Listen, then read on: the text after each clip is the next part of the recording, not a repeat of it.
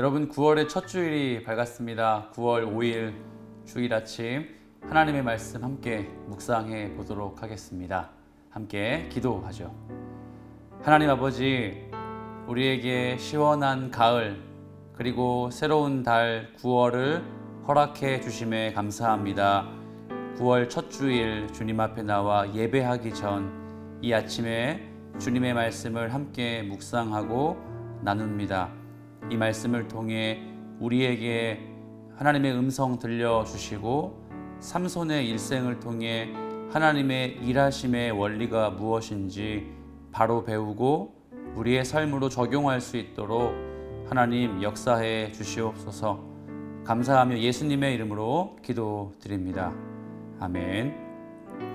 자, 오늘 우리에게 주시는 하나님의 말씀 사사기 14장 10절부터 20절입니다. 사사기 14장 10절에서 20절까지 함께 말씀을 읽어보겠습니다. 삼손의 아버지가 여자에게로 내려가매 삼손이 거기서 잔치를 베풀었으니 청년들은 이렇게 행하는 풍속이 있음이더라. 무리가 삼손을 보고 30명을 데려와서 친구를 삼아 그와 함께하게 한지라. 삼손이 그들에게 이르되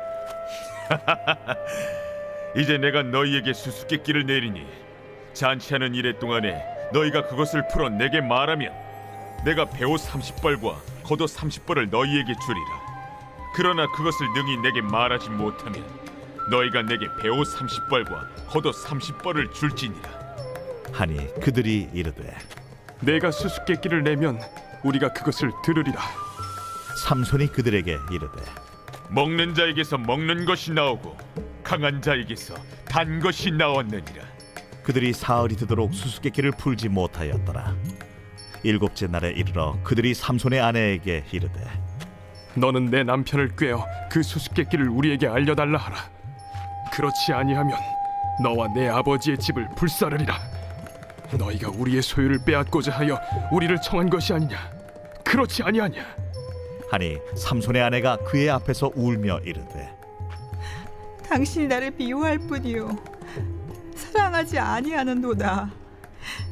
우리 민족에게 수수께끼를 말하고 그 뜻을 내게 알려주지 아니하도다 하는지라. 삼손이 그에게 이르되 보라, 내가 그것을 나의 부모에게도 알려주지 아니하였거든 어찌 그대에게 알게 하리요?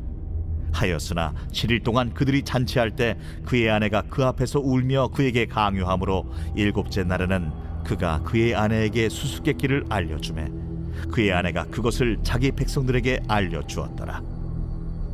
일곱째 날 해지기 전에 성읍 사람들이 삼손에게 이르되 무엇이 꿀보다 달겠으며 무엇이 사자보다 강하겠느냐? 삼손이 그들에게 이르되 너희가 내 암송아지로 밭갈지 아니하였더라면 내 수수께끼를 능히 풀지 못하였으리라. 여호와의 영이 삼손에게 갑자기 임하심에 삼손이 아스글론에 내려가서 그곳 사람 30명을 쳐 죽이고 노략하여 수수께끼 푼 자들에게 옷을 주고 심히 노하여 그의 아버지의 집으로 올라갔고 삼손의 아내는 삼손의 친구였던 그의 친구에게 준 바 되었더라. 자, 삼손의 이야기가 계속되고 있죠. 여러분, 삼손의 이 스토리를 공부하시면서 어떤 걸 주로 느끼십니까? 삼손은 이리 보나 저리 보나 참 부족한 것 투성이고 우리 보통의 성도들도 이스라엘 백성들도 짓지 않는 죄를 짓기까지 참 이 사람이 사사가 맞나 하는 의심으로 가득 찰 만큼 이 삼손의 일생은 부족하기 짝이 없습니다. 그래서 여러분, 이 점을 우리가 잘못 생각한 것은 아니기 때문에 삼손을 배우면서 삼손은 우리처럼 부족한 죄로 물든 무익한 존재구나 라는 사실은 기억하셔도 무방할 것 같아요. 그런 의미의 단어가 오늘 본문의 첫 구절인 10절에 나와 있습니다. 제가 한번 10절 말씀을 읽어 드릴게요. 삼손의 아버지가 여자에게로 내려가매 삼손이 거기서 잔치를 베풀었으니 청년들은 이렇게 행하는 풍속이 있음이더라. 아멘. 여러분 이미 앞단락에서 삼손은 포도와 포도주를 가까이 하면 안 되는 것을 알고 있었음에도 불구하고 5절 말씀을 보면 나실인 규례인 그 포도와 포도주와 관련된 규례를 어겼습니다. 그리고 포도주를 마시며 포도를 가까이 하며 나실인이 지켜야 할 최소한의 약속, 하나님과의 약속을 저버렸죠. 이미 하나님이 원하시는 방향과 삼손이 가고자 하는 방향이 같을까요? 아니요. 이미 달라져 있음을 우리는 느낄 수 있습니다. 그래서 하나님의 방향과 삼손이 가고자 하는 방향이 다르다는 걸 볼 수 있는 그 대목의 단어가 방금 우리가 읽었던 10절의 내려가매입니다. 혹시 찾아보셨어요? 1절에 내려가서, 내려가매 5절, 그리고 7절, 우리가 지금 배우는 10절, 그리고 오늘 본문의 마지막 즈음에 있는 19절, 이렇게 무려 14장에만 5번 방향을 나타내는 내려감의 동사가 사용되었다는 건 이미 삼손의 일생의 방향은 하나님이 원하시는 방향과는 다르구나 라는 걸 볼 수 있습니다. 그럼 여러분, 우리 어떤 걸 예측할 수 있을까요? 그렇죠. 하나님이 그를 버리셨다라던가 그를 사용하시지 않을 거라는 예측이 뒤따르지만 삼손은 분명 하나님께 쓰임받지 않을 거야 라는 예측이 뒤따르지만 하지만 성경은 그와 반대로 이 줄거리를 우리에게 보여주고 있습니다. 여러분 10절 말씀에 보면 그가 잔치를 베풀었으니 라고 나와 있죠. 여기서의 잔치라 함은 마시다 라는 동사의 어근을 사용해서 포도주나 술, 독주를 의미합니다. 역시 삼손은 술을 가까이 하고 여자를 가까이 하는 걸 볼 수 있습니다. 그는 이미 한 여인을 아내로 맞이하기 위한 여러 가지 수법을 쓰면서 하나님과의 약속을 저버리고 있는데 오늘 본문도 이와 전혀 달라지지 않는 모습을 보이고 있는 것이죠. 이런 것이 화근이 되어 오늘 줄거리는 수수께끼를 통해 이 삼손이 블레셋의 사람들을 그렇게 잔혹하게 죽이는 장면까지 옵니다. 자, 여러분, 수수께끼와 관련된 이야기를 우리가 좀 과감히 뒤로 하고 저는 여러분과 이 뒷부분에 있는 우리가 좀 영적인 스트레스를 받을 만한 이 부분을 좀 짚고 넘어가고 싶어요. 제가 19절과 20절 두 구절 말씀을 읽어 드릴 텐데요.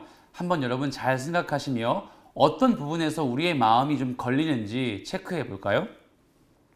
여호와의 영이 삼손에게 갑자기 임하심에 삼손이 아스글론에 내려가서 그곳 사람 30명을 쳐 죽이고 노략하여 수수께끼 푼 자들에게 옷을 주고 심히 노하여 그의 아버지의 집으로 올라갔고 삼손의 아내는 삼손의 친구였던 그의 친구에게 준 바 되었더라. 아멘. 여러분 발견하셨습니까? 그는 수수께끼의 이 사건을 통해 무고한 사람 블레셋의 남자들 30명을 쳐 죽였습니다. 이건 아무리 봐도 하나님이 역사하신 것 같지 않은 대단한 살육이고 잔혹한 범죄처럼 보입니다. 그런데 여기에 조건이 붙죠. 여호와의 영이 삼손에게 갑자기 임하시며 이렇다면 삼손의 살인은 여호와의 영에 의한 살인이 되는 것인데 어떻게 하나님은 이런 살인을 저지르게 만들 수 있을까요? 그리고 어떻게 하나님은 수수께끼와 같은 이 스토리를 통해 삼손에게 범죄하도록 그 마음을 조장하실 수 있을까요? 라고 볼 수 있지 않겠습니까? 자, 이 시점에 여호와의 영이 임한다라는 뜻을 잠시 짚어드리고 우리 함께 기도했으면 좋겠어요. 신약에서 주의 백성들은 성령을 경험할 때에 오순절 성령의 강림 사건, 오순절 마가의 다락방 성령의 강림 사건을 통해 누구든지 예수 그리스도를 믿으면 성령을 얻게 되었습니다. 하지만 구약에서는 예수님 오시기 전 시대였기 때문에 누구나 성령을 경험하기는 참 어려웠어요. 우리가 알고 있는 모세나 다윗, 사무엘, 이와 같은 민족의 위인 혹은 신앙의 선배와 같은 사람들이 여호와의 영을 경험했지만 이 점은 지극히 일반적인 경험이 아니라 하나님이 그 인생에게 무엇인가 명령하시는 의도가 있을 때 여호와의 영이 그에게 임했다는 걸 볼 수 있습니다. 그런데 조금 우리가 좁게 생각해서 사사기 말씀을 보면 이미 다른 부분의 사사들에게 여호와의 영이 임했다는 걸 볼 수 있어요. 대표적인 예가 온니엘입니다. 온니엘에게도 사사기 3장에 보면 여호와의 영이 그에게 임했다는 사건을 볼 수 있어요. 그와 반면에 삼손에게도 여호와의 영이 임했는데 한글 성경으로도 힌트가 제공됩니다. 보십시오. 여호와의 영이 삼손에게 갑자기 임하심에, 여기서 여호와의 영이 임한다는 뜻의 히브리어 동사는 찰라흐라는 단어를 사용합니다. 그와 반면에 다른 사사들에게 여호와의 영이 임했을 때에는 하야라는 동사가 사용돼요. 우리가 한글 성경으로 볼 때는 똑같이 여호와의 영이 임하시는 것처럼 보이지만 삼손에게는 급하고 강한 힘과 같은 능력으로 삼손에게 임하셨다는 걸 볼 수 있습니다. 14장 6절, 14장 19절, 15장 14절, 그리고 18장 5절. 이와 같이 삼손에게는 여호와의 영이 갑자기 임하셨어요. 유독 삼손에게만 찰라흐, 이 여호와의 영에 임하시는 방법으로 사용하셨단 말입니다. 그리고 나서 그 후에 일어난 일의 공통점이 무엇일까요? 바로 그들의 적군이었던 블레셋 사람들을 죽이는 일이었습니다. 자, 사랑하는 여러분, 어떻게 하나님이 참혹한 살인을 조장하실 수 있냐고 이야기할 수 있지만 삼손이 지금 죽이는 적군은 바로 그 당시에 이스라엘을 압제했던 블레셋이었고 하나님은 삼손의 그 약한 단점마저 강한 힘으로 사용하시며 하나님이 하시고자 하는 민족의 구원의 성취를 이루신 것으로 해석할 수 있습니다. 뭐라고요? 삼손은 약합니다. 그는 독주에 넘어지고 여자에 넘어지는 그런 부족한 사람입니다. 하지만 하나님의 인간 사용 설명은 바로 하나님의 사람 사용하시는 방식은 바로 그들의 있는 모습 그대로 약한 부분을 성령으로 함께 하셔서 사용하신다는 특유의 원리가 오늘 본문에 들어가 있는 것이죠. 사랑하는 여러분, 우리에게도 동일합니다. 하나님은 우리를 사용하시되 우리를 대단히 바꾸어서 대단히 성숙하게 만들어서 사용하시기보다는 있는 모습 그대로 우리에게 주어진 그 자리에 그렇게 있는 모습, 부족한 모습, 비루한 모습 그대로 우리를 사용하신다는 거예요. 왜요? 하나님이 함께 하시니까요. 성령이 우리에게 급하고 강한 바람과 같이 그런 힘으로 역사하시기 때문에 우리는 우리의 부족한 그 모습 그대로 하나님의 영광과 주님의 몸된 교회를 위해 열심히 봉사하고 헌신하고 그리스도인의 정체성의 삶을 사는 것이겠죠. 오늘이 아침, 아니 오늘이 주일에 이런 삼손을 사용하시는 하나님의 능력을 경험하시길 축복합니다. 약하고 있는 모습, 부족한 모습 그대로 사용하시는 하나님을 인정하고 주님께만 온전한 그 힘 구하시는 저와 여러분 예배자 되시길 살아계신 예수 그리스도의 이름으로 축복합니다. 하나님 아버지, 그렇습니다. 우리의 있는 모습 그대로 사용하시는 하나님을 찬양합니다. 하나님이 일하시고 우리는 찬양하는, 하나님이 앞서가시고 우리는 부족한 모습 그대로 하나님의 능력을 힘입는 그런 예배자와 그리스도의 제자가 될 수 있도록 아버지여 우리의 삶에 역사하여 주시옵소서. 오늘도 예배 가운데 주님을 만나기 소원합니다.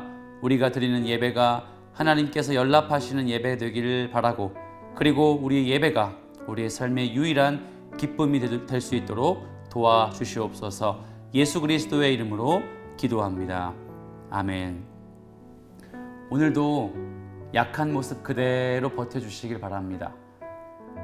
부족한 모습 그대로 하나님을 의지하시길 바랍니다. 하나님이 함께 하실 것입니다. 감사합니다.